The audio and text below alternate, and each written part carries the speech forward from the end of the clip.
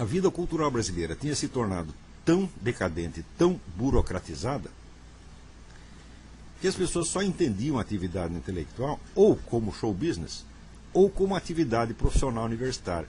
Eles não entendiam, vamos dizer, a busca de conhecimento, tá certo? Ou a aquisição de cultura como uma atividade que existe em si mesma e que, na verdade, é o centro inspirador de tudo isso. Então, a vida cultural, a vida intelectual passou a ser uma função ou da mídia ou da universidade, em vez de ser, ao contrário, como sempre tinha sido, ela mesma a inspiradora dessas duas instituições e o motivo para a existência delas. Então aí chegou-se à alienação total, quer dizer, aquela inspiração, aquele desejo, aquele objetivo, né, em vista do qual são criadas as instituições, são criados os meios, acaba sendo sufocado por essas instituições e por esses meios que se tornam eles próprios os fins. Mas aos poucos eu fui conseguindo transmitir às pessoas uma noção da vitalidade e da força da própria ideia de vida intelectual. Um livro que me inspirou nesta época foi o livro do padre Antonin Sertillanges, que se chama La Vie Intellectuelle, a vida intelectual. Esse livro praticamente decidiu a minha vida, tá certo? Muitos anos antes disso. E o livro foi das obras que me inspiraram para montar o seminário de filosofia. A ideia central do seminário, da estratégia dele, era tentar mostrar às pessoas a vida intelectual não como uma ocupação social ou profissional, muito menos como um hobby, tá certo? Mas como um estilo de ser, como uma maneira de viver e como um corpo de valores que deve orientar a construção da sua personalidade. Então, o curso não se destinava, vamos dizer, a abrir carreiras para as pessoas, tá certo? E nem mesmo a habilitá-las para determinadas atividades concretas, seja no meio universitário, seja na mídia, seja no show business, etc, etc. A atividade principal era a autoformação da personalidade, usando como instrumento essencial a busca do conhecimento e a ampliação da cultura pessoal e a qualificação do indivíduo para as tarefas científicas, filosóficas e artísticas superiores, consideradas independentemente da estrutura social e econômica na qual iriam se apoiar. Em suma, a ideia era fazer intelectuais, pensadores, artistas de altíssimo nível. Mais ou menos do estilo que existia, por exemplo, no Brasil nos anos 30. Para vocês terem uma ideia de como era isto, o que era ser um escritor no Brasil nos anos 30. Eu vou lhes dar um exemplo. O exemplo é, por exemplo, o meu falecido amigo Herberto Salles. O Herberto Salles era um sujeito do interior da Bahia, comerciante do interior da Bahia, que ficou durante anos e anos a fio estudando a obra dos grandes ficcionistas, Stendhal, Balzac, Dickens, adestrando-se no uso da língua portuguesa e coletando a linguagem da zona de mineração que existia na Bahia. A Bahia era uma zona importante de mineração na época. E ele visitava frequentemente ali essas minas, conversava com os mineiros e ia anotando todo o vocabulário específico daquela região. Isso foi anos e anos e anos de trabalho.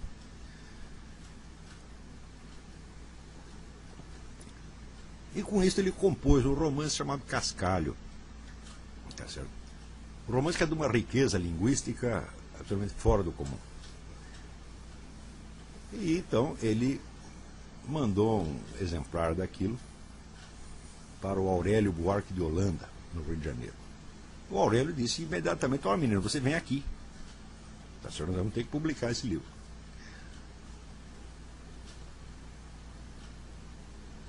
Um episódio semelhante, um trajeto semelhante aconteceu com o grande romancista brasileiro, Graciliano Ramos. Graciliano Ramos era também um comerciante, só que em Alagoas, no interior de Alagoas. E era uma pessoa bem, tinha boa reputação na região, chegou a ser prefeito de uma cidadezinha, Palmeira dos Índios. E ele, cada fim de ano, ele fazia um relatório para a Câmara de Vereadores. Por uma coincidência, 2 desses relatórios chegaram ao conhecimento do poeta Augusto Frederico Schmidt, no Rio de Janeiro, o qual era também um empresário e editor. E o Schmidt leu aquilo e falou: esse sujeito é um escritor, isso aqui está muito bem escrito, está bem escrito demais. Tá certo? Quer dizer, é claro que esse camarada é um escritor, no sentido eminente do termo. Então ele deve ter um romance na gaveta. Tá certo? Eu conto esses 2 episódios para vocês verem como os intelectuais de grande reputação na capital do país, que era o Rio de Janeiro, eles estavam atentos para a descoberta de talentos no Brasil. Isso por um lado. Por outro lado, você vê que naquela época o escritor não era um sujeito que publicava livros. Publicar livro qualquer um pode fazer. O escritor era um indivíduo que se adestrava no domínio da arte e que tentava ser o melhor possível, mesmo que ninguém jamais o conhecesse e mesmo que nenhum de seus livros jamais viesse a ser publicado. Portanto, a atividade de escritor tinha um certo sentido até sacerdotal, era uma verdadeira dedicação. Tá certo? Então, isso quer dizer que aqueles valores que eu tinha aprendido ali com o padre Sertian no livro A Vida Intelectual, eles não eram apenas uma coisa ideal. Não, eram valores que realmente orientavam muitas pessoas, tá certo, na sua vida particular. Pessoas que davam muito mais importância para ser escritores verdadeiramente, isso é, ter o domínio dos meios artísticos, do que para publicar um livro, dar entrevista, entrar para a Academia Brasileira, essa coisa toda. Hoje, esta dedicação à arte da escrita simplesmente não existe mais. As pessoas não sabem o que é isto. Se elas soubessem, então perceberiam o que aconteceu no Brasil nos últimos 30 ou 40 anos. Perceberiam que a literatura brasileira acabou. Tá certo? E que, no máximo, sobrou aquilo que se chamava vida literária. Né? Existe um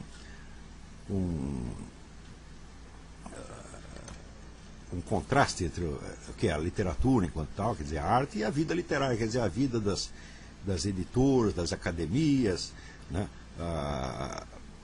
Os contatos sociais, etc, etc. Sobrou isto apenas. A atividade criativa, a literatura, acabou mesmo. Ela quase foi revigorada um tempo graças a este aporte fabuloso que foi a vinda do Bruno Tolentino, tá certo? Que é um indivíduo cuja carreira não é devida ao meio brasileiro de maneira alguma, porque ele viveu 30 anos na Inglaterra. E ele, com o que ele aprendeu lá, ele veio e deu esta injeção de vitamina na literatura brasileira, injeção que ninguém aproveitou. As pessoas viraram as costas àquilo. Para você ver como o Brasil se tornou incapaz de assimilar a grande literatura, até os camaradas que em outras épocas eram capazes, se tornaram incapazes. Se você ler a crítica que o Wilson Martins, que é um crítico que outrora teve alguma consciência literária, fez do livro do Bruno, A Balada do Cárcere, onde a única coisa que ele reparou foi: isso aí é um protesto atrasado contra a ditadura. O livro não tem nada disso, o livro tem aspectos infinitamente mais importantes do que isso, mas olha no que este idiota vai reparar. Quer dizer, até pessoas que eram qualificadas perderam a qualificação para poder se adaptar mais ou menos à mentalidade reinante. Tudo isso pode ser resumido naquele famoso verso de Antônio Machado: "Quão difícil es, quando todo baja, no bajar também." Quer dizer, como é difícil quando tudo está caindo, você não cair também. Tá certo? Então, o meu seminário de filosofia foi feito para ajudar as pessoas que não quisessem cair, as pessoas que quisessem conservar a sua qualificação para a grande atividade intelectual, tá certo? Mesmo que não pudessem chegar a exercê-la profissionalmente. Note bem que Graciliano Ramos já tinha 40 e tantos anos quando Schmidt descobriu aqueles 2 relatórios e desconfiou que o sujeito era um romancista escondido. Tá certo? Então, isso é para você ver que naquele tempo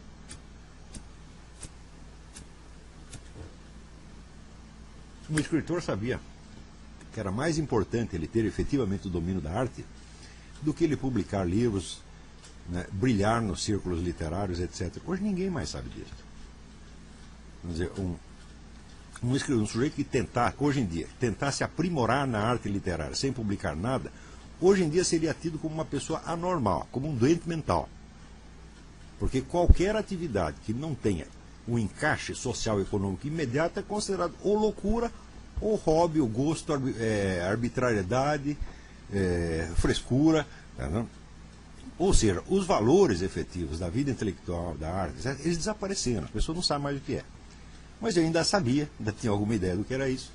Sabia que sem isso a cultura brasileira ia se tornar, né, toda essa galinhagem que se tornou, e que era preciso tentar preservar alguma coisa e, se possível, lançar sementes maiores para o futuro. O objetivo inicial, claro, não era de ordem política, era de ordem cultural, quer dizer, era preservar certas possibilidades humanas que estavam sendo esfareladas rapidamente pelo desenvolvimento da situação. Mas é claro que a significação política disso logo aparece e ela se evidencia, por exemplo, no meu livro O Imbecil Coletivo, tá certo? Que é um contraste entre a vida intelectual tal como nós a praticávamos, tal como eu a praticava e eu a transmitia aos meus alunos dentro do seminário, e o que nós vimos em volta nos suplementos literários, nas academias, nas universidades, etc, etc. A diferença de nível entre o que nós fazíamos e o que estava ali em volta era assim, absolutamente brutal. Quer dizer que aquilo que no Brasil, em geral, se entendia como intelectual, como escritor, era o que nós considerávamos um analfabeto, um incapaz, um inepto total. Porque a nossa medida de qualidade, a medida de alta exigência, era muito maior do que esses camaradas conseguiram sequer imaginar. Você vê que entre os intelectuais eminentes que se destacaram nos últimos anos, está aí o senhor Emir Sader, que escreve Getúlio com LH, tá entendendo? E assim por diante. Né?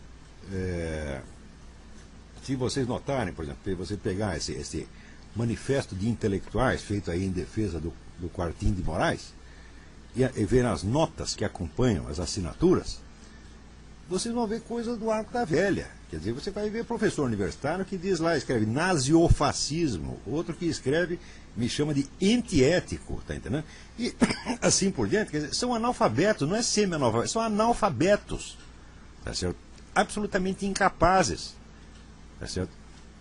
Então, são pessoas que não poderiam ser, eles poderiam ser no máximo professor primário de escola do interior, de escola isolada do interior, mas na melhor das hipóteses, tá certo? E, no entanto, estão aí como professores universitários e um fica alisando o outro. Asinum asinus fricat, quer dizer, um asno afaga o outro asno. É o que nós estamos vendo no Brasil. É uma calamidade intelectual como nunca se viu no mundo. Não há nada de parecido em país nenhum. Quando você vê situações, vamos dizer, de extrema decadência, decomposição cultural, como aconteceu na Alemanha entre as duas guerras, aquilo, comparado com a situação brasileira, parece uma coisa paradisíaca. Quer dizer, a produção intelectual alemã na época da decadência é um negócio maravilhoso comparado com o Brasil.